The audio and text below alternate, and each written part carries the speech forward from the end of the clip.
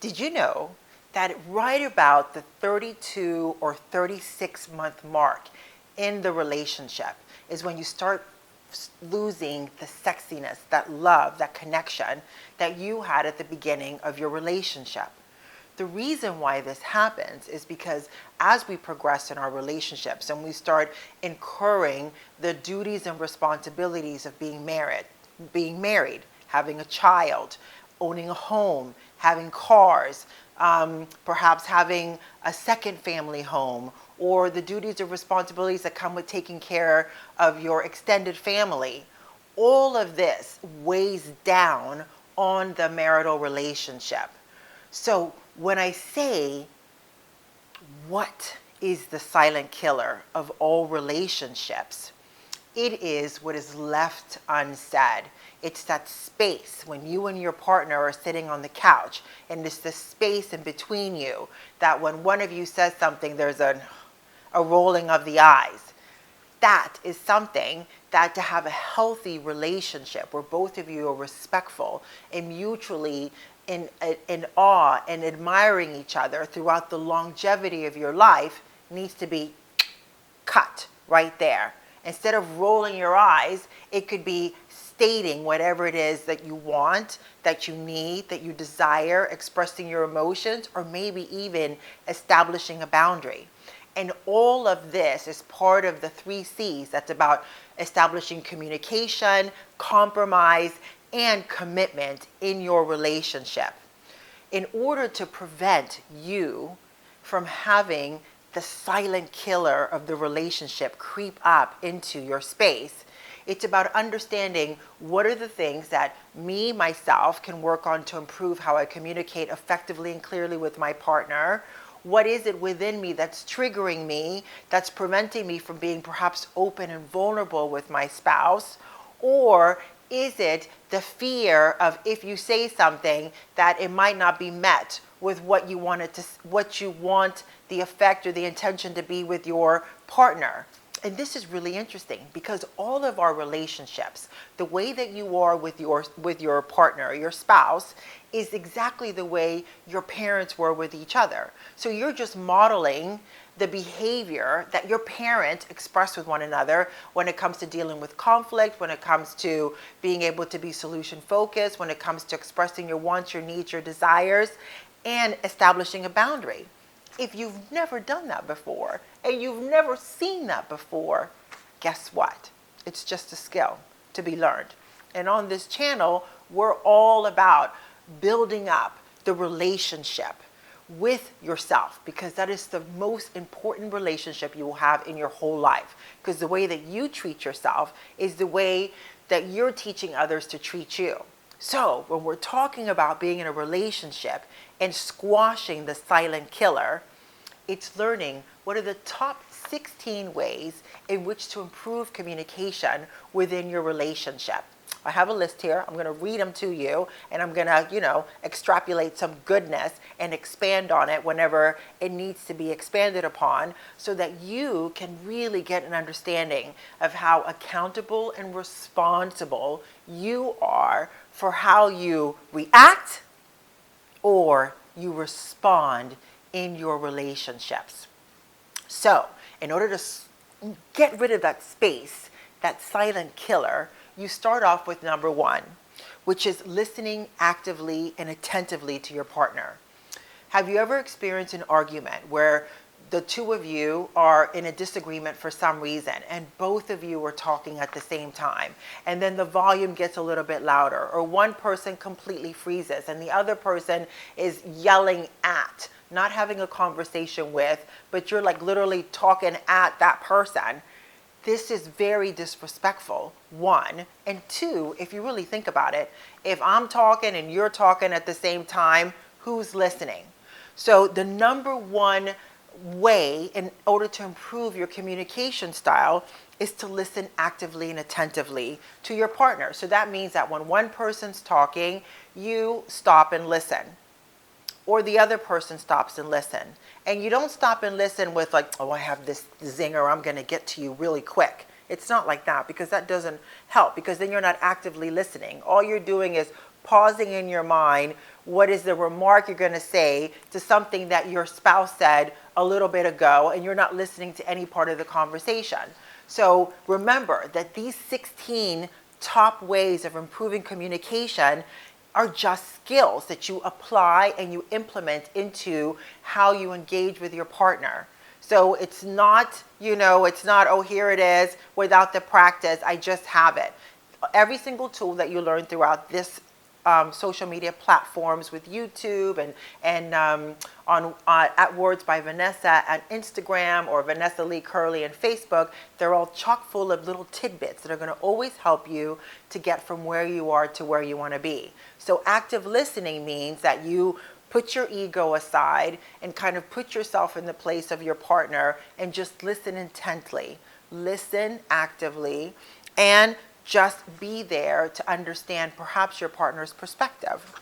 Number 2, which is so difficult for people who are codependent and they don't want to let any other person down, is to express your thoughts and feelings clearly and respectfully.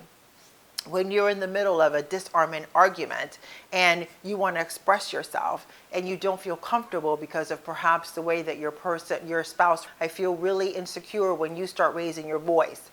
If you need a few minutes to just settle down and get your emotions in check, and then we come back and revisit the conversation, why don't you go ahead and do that so that we can maintain a space of respect and be more solution focused.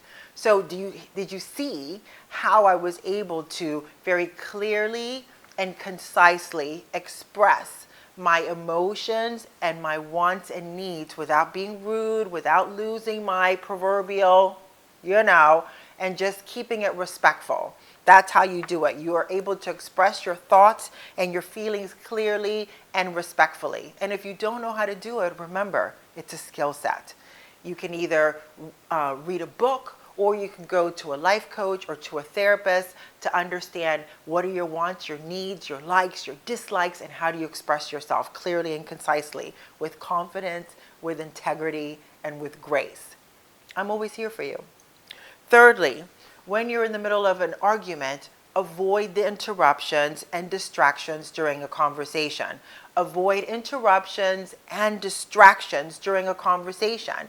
So if you are getting ready to have a heated conversation and the kids are running around, maybe you can say, hey babe, why don't we table this conversation until after the kids go to bed? Or if you're in a dinner party or you're out somewhere and you're really upset over a situation, and say, you know what, let's pause this conversation and let's continue when we get into the car, or let's continue when we get home, when we can create a safe space and be very solution focused to be able to avoid interruptions and distractions during our conversation, so that we can both become focused and solution oriented to resolve whatever it is that the challenge or situation came up with.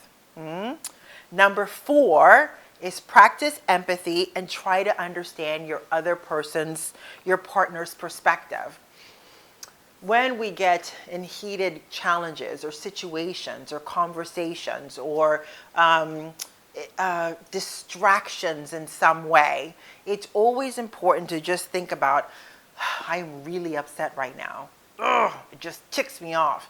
However, let me look at this from my partner's perspective. Let me look at this outside of myself. It kind of helps you go from that micro focus that this is it, this is the only way, and this is the only way we're going to do it. And it helps you go kind of macro, and it helps you look at the bigger picture when you can not only understand your perspective in this challenge or situation, as well you can also take it back a little bit and look at your partner and listen to them from their perspective. It could be something as simple as, you come home and it's Tuesdays and Thursdays, it's your spouse's turn to cook dinner. And they had a late meeting today. I mean, those things happen, right? And then you typically eat every day at 6:30 or 7. There was no text, there was no communication. The person was just late. Although, yes, you can improve on that communication of talking with each other and letting each other know what's happening. And they come home and you're like, oh my God, it was your turn to cook. Why didn't you cook? sometimes you have to look at the situation and go, okay, so we did have a meeting, and yes, of course, the person didn't respond or didn't answer my text, and that's rude, and that's definitely something we can work on in our relationships. But let me understand his perspective. He was late, had a meeting, wasn't on time, and okay, so we can definitely improve on this as we move forward in how we communicate with one another, and not get so ticked off over the things that it's just inevitable and it was completely out of your partner's control. So you can focus on just being able to practice empathy during a conversation and understand your partner's perspective.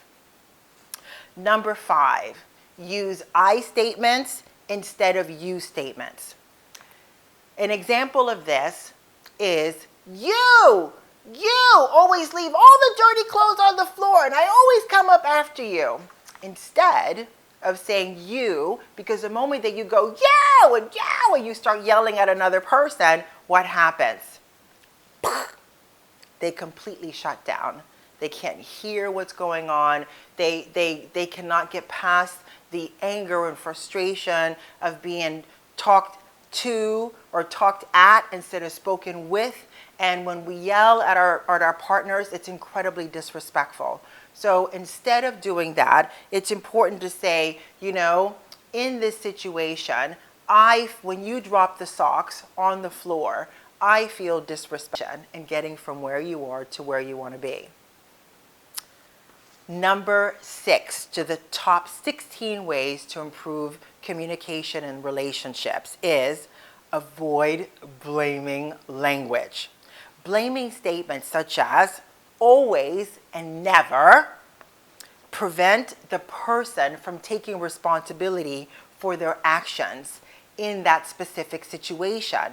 So if you ever notice yourself in your conversations or during a challenge or an argument using the words, but you always or you never, again, every time that we say something like you always, it negates the other person from taking responsibility for their own actions, and it puts a lot of weight on one person and the other. The objective to being able to eradicate the silent killer from the relationship, so you always create healthy, stable, robust, and flexible relationships, is to be able to address whatever the challenge or situation is in life, that there's always going to be another one, is to be able to just stop and be able to focus on what is the challenge here and how do you and I both get from where we are to where we want to be. And that's what helps you focus on being solution oriented. So instead of placing that you always or you never and completely eradicating one person from taking responsibility for the actions, it's about more focusing on, okay, this is what's happening right now. It has been consistent. My observation is that when you have dirty clothes, you throw them all over the floor. Instead of saying, you always, you can say something more like, my observation is that the dirty clothes that you take off, you put them on the floor instead of in the basket. When you throw the dirty clothes all over the floor, it makes me feel, or I feel, that you're taking advantage of that fact that I tend to be the cleaner one of the two of us, and I don't like that feeling. My request as we move forward is that both of us focus on creating a clean and nurturing space in our bedroom and not have dirty clothes on the floor. So how do you and I work together to ensure that this happens? And that way, the focus stays on solving the challenge and getting from where you are to where you want to be. Number 7, practice healthy conflict resolution strategies. Now, over the last four informative ways to improve your communication, I have described how you can actually take a heated conversation or conflict and turn it into becoming more solution focused. the more you practice, because this is just a skill, being able to speak respectfully and thoughtfully in your relationships, being able to express your wants, your needs, and your desires, and state your boundaries. It's just a practice skill. So that means the more you do it, the better you become. And whenever you fall back into the default that you've been doing for, let's be honest, if you're just starting to understand the importance of being able to communicate effectively and efficiently, right? You've been doing the same thing for 1,000, 10,000, maybe 100,000 hours. It makes sense that that's going to be the default mode, to be reactive to a situation instead of going, I can see that this is happening right now. My focus is on being solution oriented. So let me look at the information that we're dealing with right now, and let me be able to respond to the situation with respect and with grace and with integrity.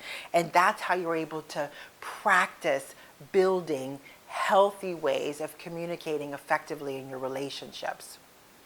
Number 8, and this one can be so hard when you are in your emotions and you are being reactive instead of responding to a situation. Number 8 is take responsibility for your mistakes and apologize sincerely. Apologizing is such a nurturing and loving way to close a heated argument or challenge that you're having with a partner. And I'm not talking about like, fine, I apologize, to get over it, because there's no sincerity in that. But when you can look at a situation, a challenge, or you're having an argument with your spouse and you're like, I can so see that's my bad.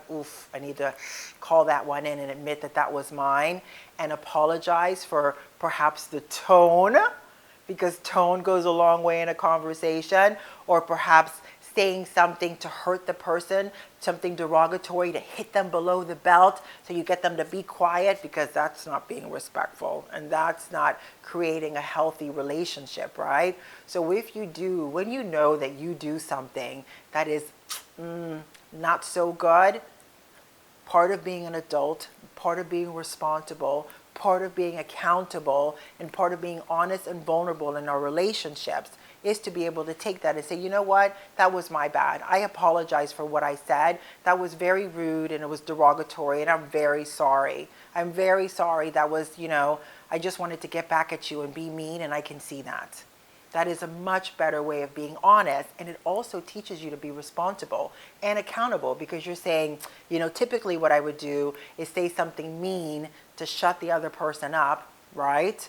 And instead of solving the problem. And I can see that that behavior is completely inappropriate and it's completely rude. So as I move forward, understanding that I am learning how to have a healthy relationship with for your mistakes, and apologize sincerely.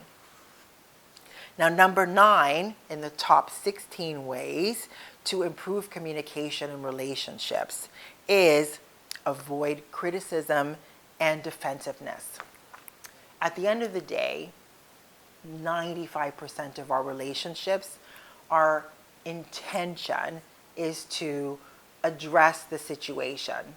Sometimes we do it in not the cleverest of ways, because perhaps you don't know the skill, or perhaps you don't know how to express yourself clearly and concisely, and that's okay, because again, it's just a skill to develop.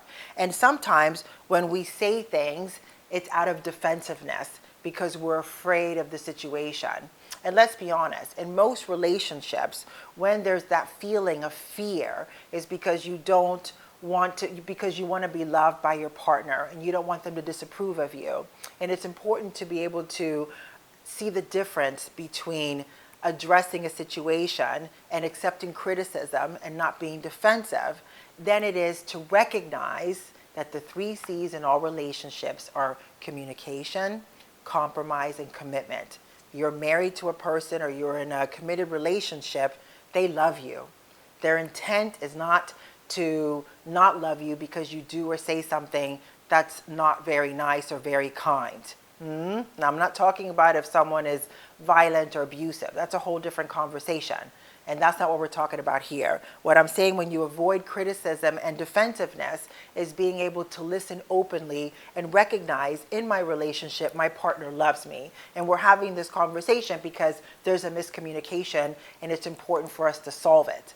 Just because a person is angry with me, it does not mean that the person loves me or doesn't love me. And it's super important to understand the distinction between those two. And if you're having a problem understanding why you feel insecure, why you feel that maybe you're not loved whenever someone says something to you and you immediately become defensive, that is a trigger. And that is something that is worth exploring. So those are the moments you take your journal and you write down, why do I always get defensive when my spouse says something to me that, even though it's true, I don't like it and it makes me feel like I don't love myself.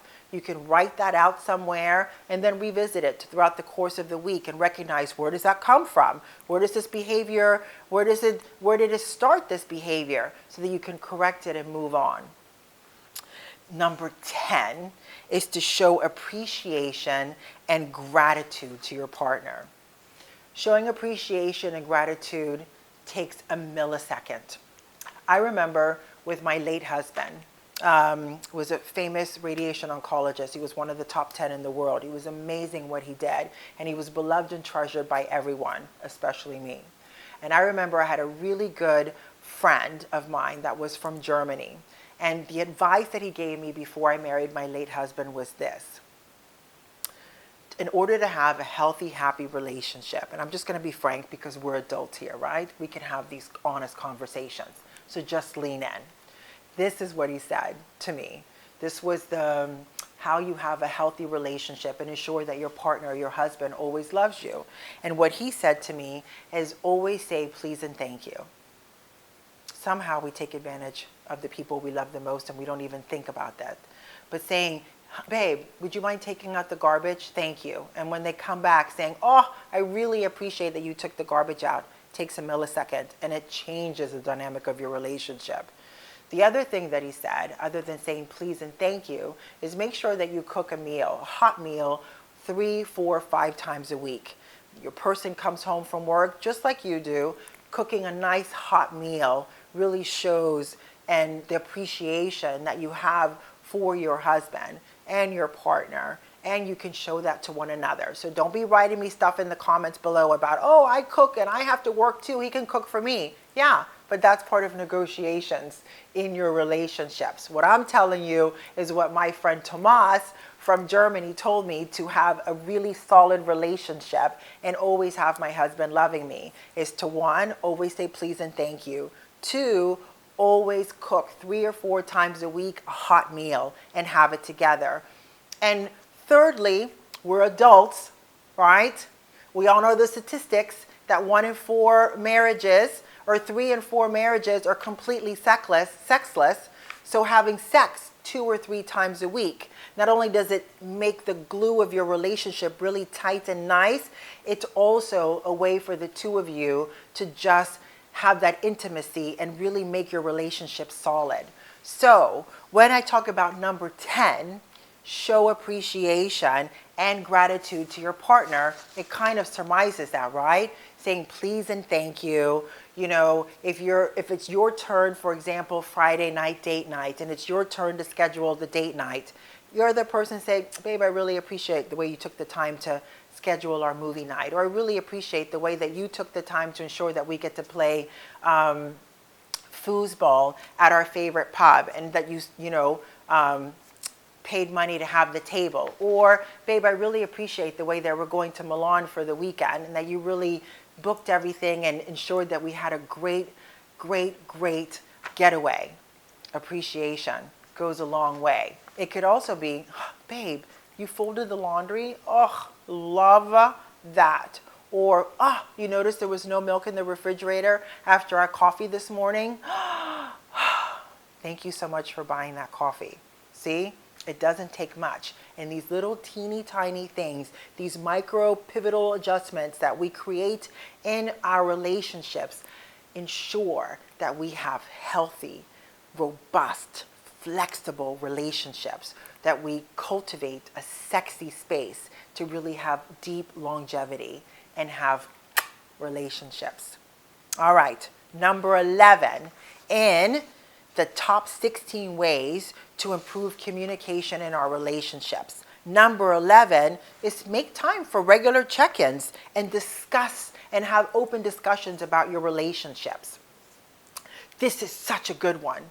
Sometimes we get caught in the duties and the responsibilities. I don't know about you, but I am certain, like me, that your schedule is full of activities for the kids, of weekend parties, of the mowing the lawn, of house responsibilities. We schedule ourselves silly, which goes back to what I said towards some points in this video about statistics, about month 32 or month 36 in your marital relationship is when the wah, wah, wah happens, because we become so bogged down with the duties and responsibilities of the relationship that we forget to check in.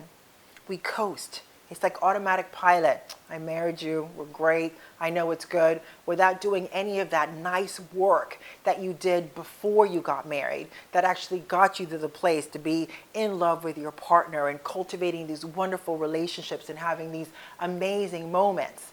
Part of that is having that regular check-in, maybe once a week or maybe 2 times a month, where you sit down and you go, hey, how you doing? How are we doing? Is there anything I can do to support you in that presentation you have coming up next week? You know, typically you cook on Tuesdays and Thursdays. Do you want me to take it this week? And then once you finish getting everything ready for the presentation, then the following week you can pick it back up and doing your Tuesdays and Thursdays cooking. And I do my Monday, Wednesday, and Friday cooking schedule. Do you see how easy and how simple it is to just be able to check in with one another and say, how's your week going? Where can I support you? How can I help you in being able to do the things that you need? And I'm not talking about being codependent or doing something for them. It's about checking in with your partner and saying, hey, I see that you're flying out for 3 days this week and you have a dentist appointment on Tuesday.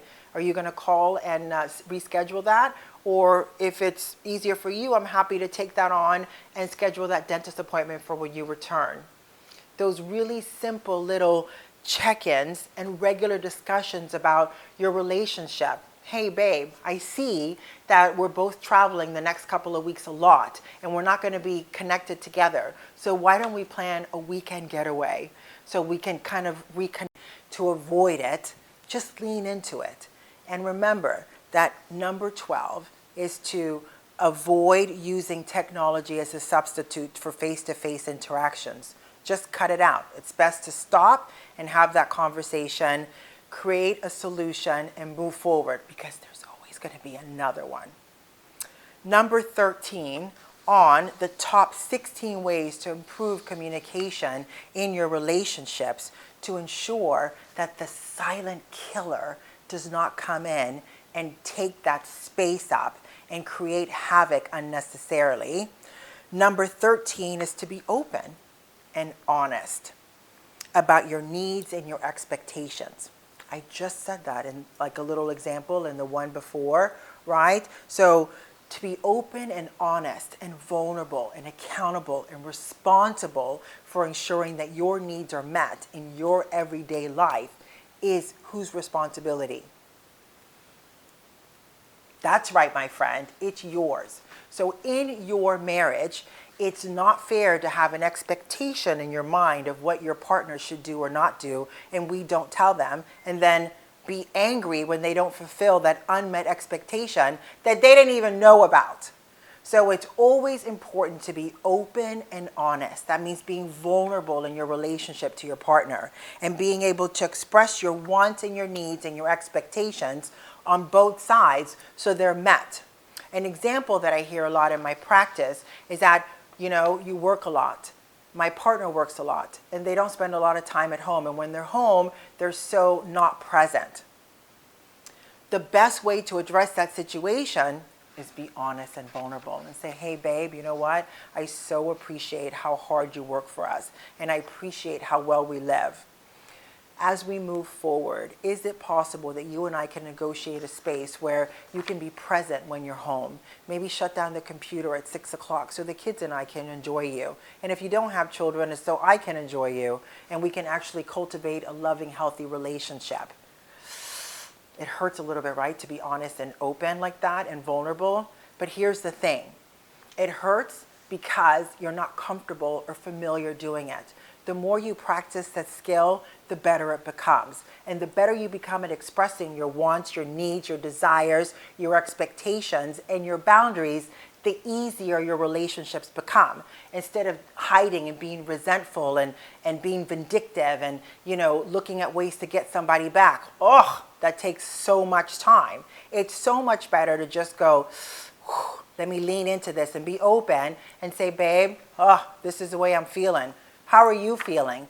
And open up and create that safe space where you and your spouse can always have that conversation and have a place to be open and honest with one another and express your wants, your needs, your desires, your expectations, and your boundaries. Number 14, practice active solution-oriented techniques, or practice active problem solving together. Again, when there's a challenge or a situation, it's typically any challenge or situation is a noun, right? A person, place, or thing, if you think of it like that. So you're not doing it by yourself under 98% of situations. So make sure that you practice active problem solving together. If you're not used to doing it, read a book, watch YouTube channels. You can watch me, because this entire social media platform is filled with tidbits of information that help you cultivate and improve the relationship that you have with not only the most important person, that is you, but also with the people that you have around you. So practice active problem solving together. So instead of placing a blame on one another, just go, okay, here's the challenge. What is it that we both need to do in order to get from where we are to where we want to be? Or here's the challenge or situation. This is what I want out of it. What is it that I need to do? What are the small steps for me to take in order for me to get from where I am to where I want to be? And that is problem solving 101. And if you don't know how to do it, it's a skill that can be very easily learned.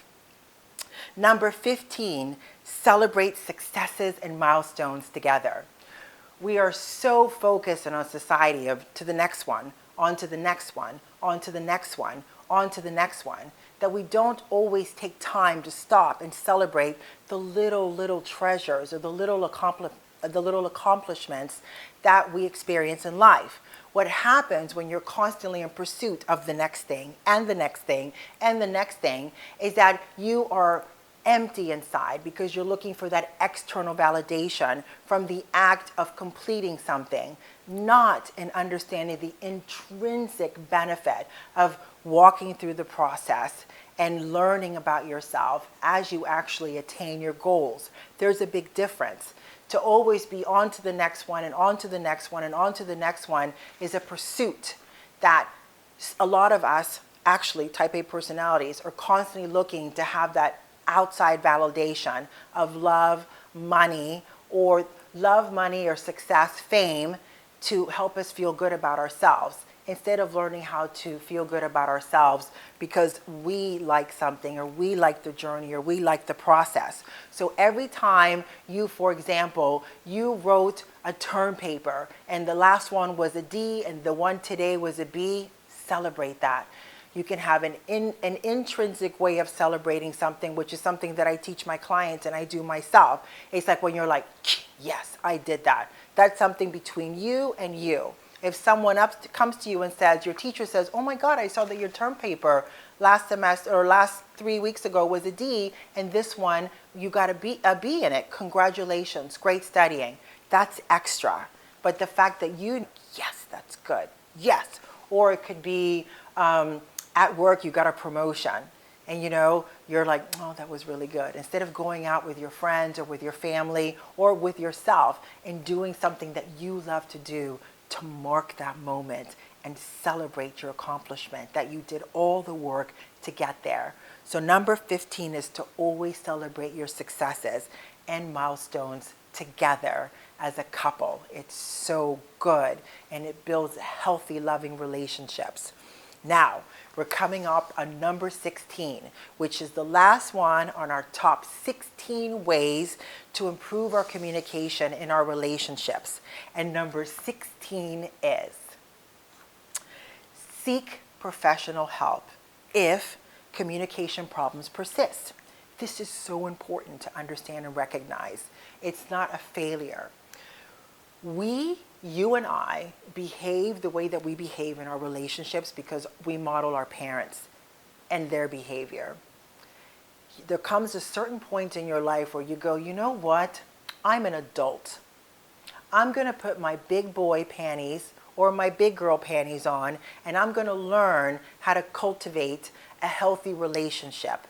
The skills I have are not sufficient, and I need to learn a better way to be able to talk to myself and also be able to talk with my partner or my family, or engage with my customers or my clients or my colleagues and my friends. Because the way that I have learned to communicate is not really good, and I want to improve. So by going and seeing a life coach like myself, because that's what I do, I help each one of my clients to be able to break down the fears that are preventing them from addressing the challenge that's having them stuck in their life. By learning simple tools and techniques, along with 5 foundational tools to help you address the challenge, become robust and become flexible in attaining your wants and needs and getting from where you are to where you want to be, is what myself as a life coach does, or a therapist or a psychologist or a psychiatrist. If you don't know how to improve on a skill set, talk to a couples therapist, or talk to a psychologist, talk to a life coach. If it's something little and you're really good at watching YouTube channels or Googling or reading a book and learning those instructions, do it. Because everything that you do that's going to help you be better in how you show up for yourself, and how you treat yourself, and how you speak to yourself, and how you engage and cultivate the relationships that allow you to get from where you are to where you want to be in life, my darling, that has everything to do with you and you alone. And if you don't know how to do it, it's just a skill set and you can learn it.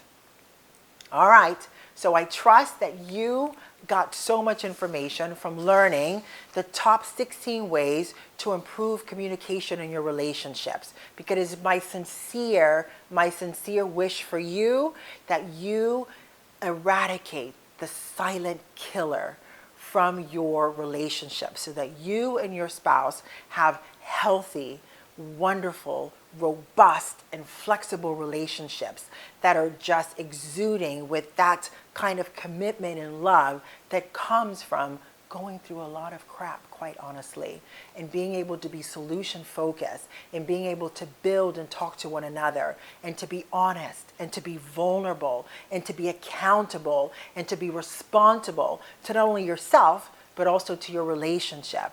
And every time that you do that, it helps build you up as a person. It increases your self-esteem. It helps you know your worth and your value. And as you go out there and face that day, you're like, yup, I'm here. I got this. And what I don't got, I just learn, because it's a skill. Every Thursday, I drop a new video here on YouTube. You can always get the written word on my blog, that it's at vanessaleecurley.com, on my website, Waves and Reflections. And you can always get a hold of me either below and write in the comments, or you can always DM me on my social media, IG, at Words by Vanessa, or on Facebook, Vanessa Lee Curley.